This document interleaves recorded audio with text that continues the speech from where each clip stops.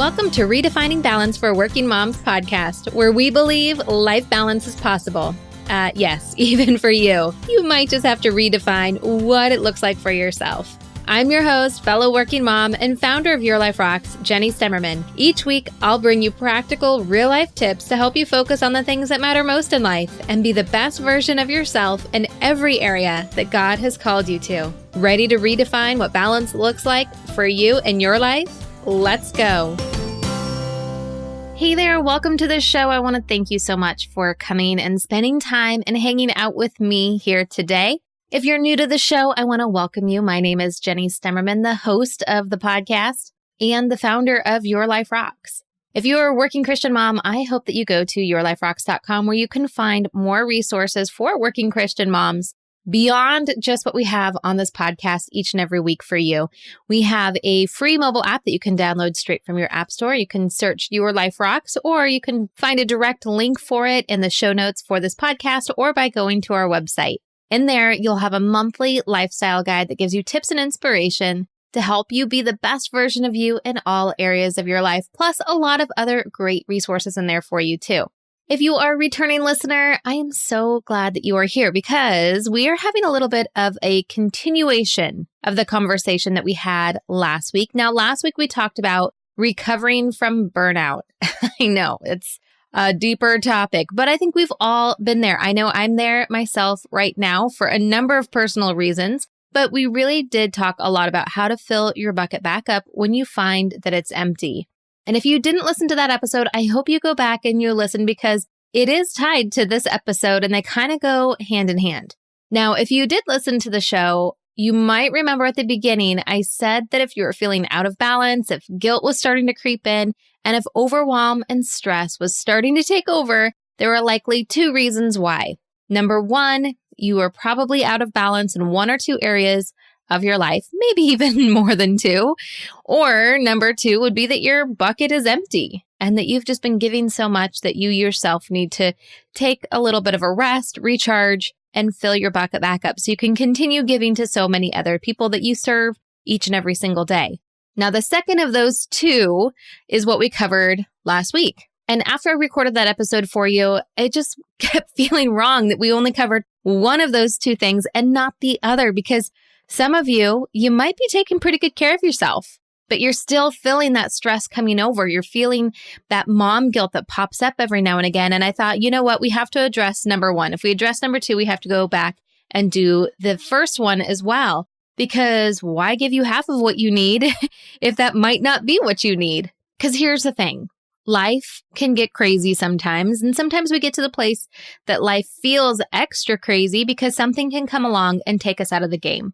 It could be that you get sick or you get hurt or something has happened to a loved one or there's been an unexpected change in your job or relationships with someone. But sometimes it's just not that drastic. Sometimes we get to where we feel like life is crazy because we are living in an unbalanced way. Now, of course, both of those things can be really hard on us, but the unbalanced stuff, the parts where we're just ignoring different aspects of our life, putting our head in the sand or focusing in on a few areas and not the others, and maybe neglecting some of those areas of our life, that is much easier to come back from. And that's what we're going to be talking about today. I'm going to give you a kind of a step-by-step process on how you can identify what these areas are, what's causing some of this guilt or stress to creep in to make your life a little extra crazy, and what you can really do about it. Now, before we jump into this conversation, I do think it's important that we talk about balance. I mean, obviously, the name of the show is Redefining Balance. And if you've listened for a while, then you know we are all about balance here. That's exactly what we are about. But you know what? People say all the time that it's not possible. And you know, I totally do believe that it is possible. You just have to redefine it for yourself. And here is what works for me. This is the definition that I kind of choose to hold on to. And it's really the fact and understanding and accepting the fact that balance is not a place to arrive to. It's not an accomplishment.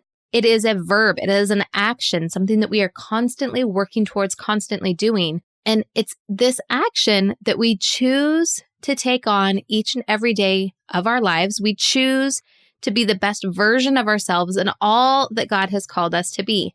Now, speaking for myself, I can find myself getting out of balance when I choose not to do what is necessary to be the best version of myself. Sometimes it's because I get lazy, or I get just really excited about a work project or something else that causes me to neglect the other things that I know I should be doing. And you know what? That's life. And it's okay. It's okay to have days or even weeks so that you maybe start to lean one side more to the other parts of your life, as long as you can bring yourself back. Now, here's a little visual for you. I want you to think about yourself balancing on a curb. If you haven't done this in a long time, do it. Next time you're in a parking lot and you see one of those like little buffer curbs, that are apart from a sidewalk, try walking on it like it's a balance beam. Challenge your kids to do it. I know we do this all the time with my kids. And if you haven't done it for a while, then go out and do it so you can kind of experience what I'm talking about here. Now, if you lean one way, like if you're standing on it with 1 foot, maybe even 2 feet, but if you lean in one direction, you're okay as long as you lean back the other direction to kind of balance out the weight, right? That will keep you balanced on that beam. It is a verb. It is an action that you are having to really think about and be intentional about staying on the curb. Same thing with life. If you do that, you're not going to fall. And if you do fall, you are no longer balancing, and it is not fun, and sometimes it can hurt. So this is why we're talking about this, because as easy as it is when you're on that curb to just lean in the other direction, it's not quite as simple when it's something that we're neglecting, like our finances or our health or not being present with our kids. Those are harder things to bounce back from. And because you know what, life is itself kind of crazy, can feel very unbalanced. So how do you know when it's getting too unbalanced? How do you know when you need to start leaning in those other directions? Well, let me tell you a little secret. You're not going to find it on your calendar. It's not going to cue you into this, because balance has nothing to do with your time and where your time is spent. Because I can tell you this, I can feel very balanced in my finances by spending just 3 hours a month in that area of my life. I have my standard operating practices of the things I do to control my finances, to move my finances in the direction that align with my goals. And that takes me 3 hours a month. And I feel good about that. How you will know you're out of balance is by the little things that stress you out. It's the undone things in your life or the feelings, the emotion that are cueing you in to the things you need to pay attention to. Yep, we're talking about guilt. And I want to challenge you with the idea that guilt can be healthy. Yep, guilt can be a healthy, good thing. I know as a mom, we experience a lot of mom guilt, and we are kind of told by society, like, don't feel that. Don't feel mom guilt. It's not true. It's all lies. And the truth is, no one likes to feel unpleasant things, but they are there for a reason. God gave us these feelings as kind of these cautionary warning signals. They're there for us to pay attention to listen to, and to take action. Now, feeling of guilt can get unhealthy when they come from a place of comparison of others, when they come from a place of other unhealthy behavior, or when we just ignore them and we push them down, then they can turn into something even worse. But if we ask ourselves, why are we feeling this way? Why are we feeling stressed out right now? Why are we feeling guilty? Where's this anxious feelings coming from? Where are they stemming from? Then we can make a plan to course correct. And that, my friends, is when guilt can be a powerful tool to help you stay on the intentional track that you want to be on. It is that feeling that lets you know it's time to lean to the other side. So if you have been experiencing any of these things, then I have some steps for you to help reclaim balance for yourself in your life. So if you've been feeling guilty about the things that you're not doing, if you've been super stressed out about money or things that need to be done at home, if someone reminds you of something that needs to be done, maybe it's your husband or your kids or a friend or a neighbor or a coworker, and you immediately get that feeling that floods your body, like that heat of anger or anxiety. Maybe you're seeing some weight gain, or you're seeing clutter around the house collect. Maybe you're feeling out of touch with your husband or one of your other relationships. Maybe you're feeling disconnected with God. Are any of these ringing true for you? Because these are those feelings that we all feel, But these are the things that help us realize it is time to start leaning in other directions. It's time to start seeing where we're out of balance and start doing something about it. Now, before we get into what to do about it, I want to first say that there is no shame in feeling any of these feelings. No one is ever going to feel 100% balanced or feel 100% good with every area of their life at any given time. If you can relate to any of the feelings that I had just mentioned, it just means that you are normal. You're not doing anything wrong. It's just what we experience in this life. That's just what it is when we're not in heaven. In fact, if you're feeling any of those things, count it as a blessing. Thank God that He has put this warning system inside us called emotions, that they can help from driving us completely off the rails as we start to get encompassed with all of the things that life throws at us. Because while I feel that having a little bit of mom guilt is good, if it's coming from the right place, again, not coming from a place of comparison, but like a true mom guilt, I never want anyone to feel bad that they feel that way, or even feel bad that you've maybe neglected an area of your life or two areas of your life or all of the areas of your life, because it's nothing to feel bad about. But once you realize it, then you have an opportunity to do something about it, to do something better. Okay, so let's talk about what to do about it. Simply put, you just need to lean in. Whatever area it is that you feel like you're not being your best in, you feel like you could be doing better in, or you're feeling guilty about, lean into it. If you feel like you're not being a good mom, for example, ask yourself, what does it look like for me to be a quote unquote good mom? Now, I want you to notice that the question is what it looks like when you are a good mom. If I'm asking myself, what does it look like if Jenny is a good mom? Because it cuts out the comparison.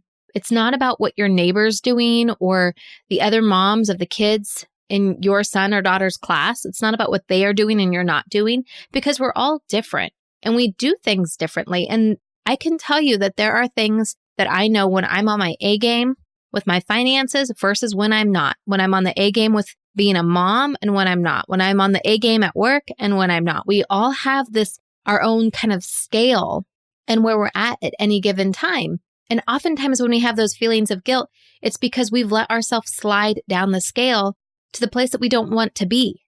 But the beautiful thing is, one action, one step in the other direction starts to change all of that. It doesn't have to be an all or nothing thing. It doesn't have to be that you are finding yourself at one end of the scale and you've got to get all the way back to 100%, because one step in the right direction is a step in the right direction. So rather than compare yourself to other people, get to know yourself really well. Start to think about what it looks like for that scale for yourself of being the best version of you and when you're not.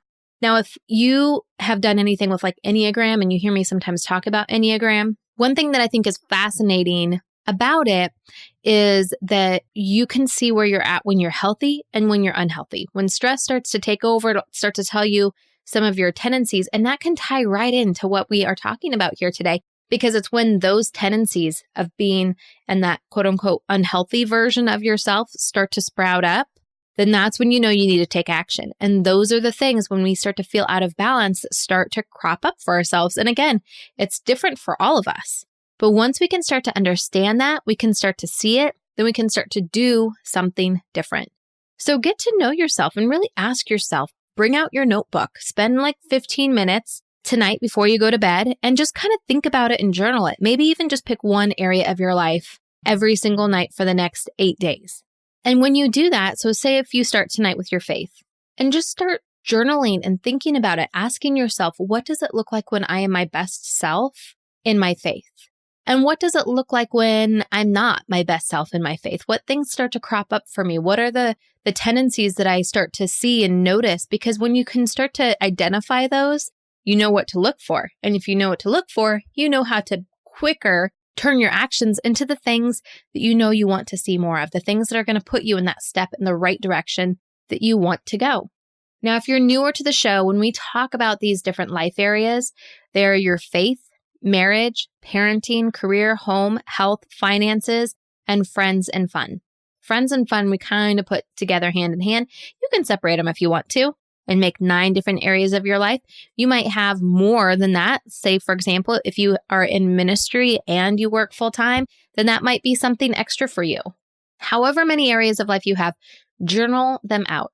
And once you have that journaled out and you've identified it, then you can make a plan and how you can be moving yourself forward in a proactive way. And honestly, this is what the Life Balance course inside Life Balance membership is all about, is helping you set up the systems to be able to do that so that you're consistently moving yourself forward to that overall intention of the way that you want to be living your life. The course will help you identify those as well as making a plan to get there. But here's the thing.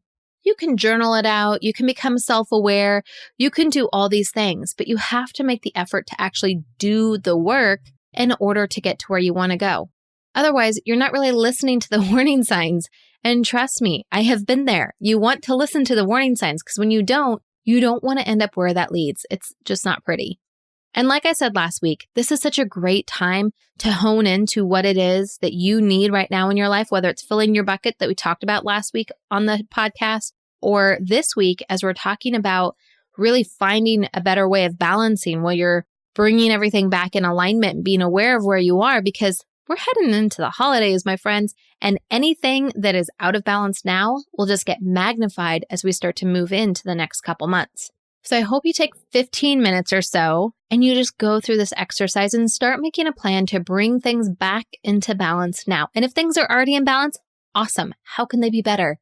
How can you make that next step forward? Because like I said, balance is not a place we arrive to.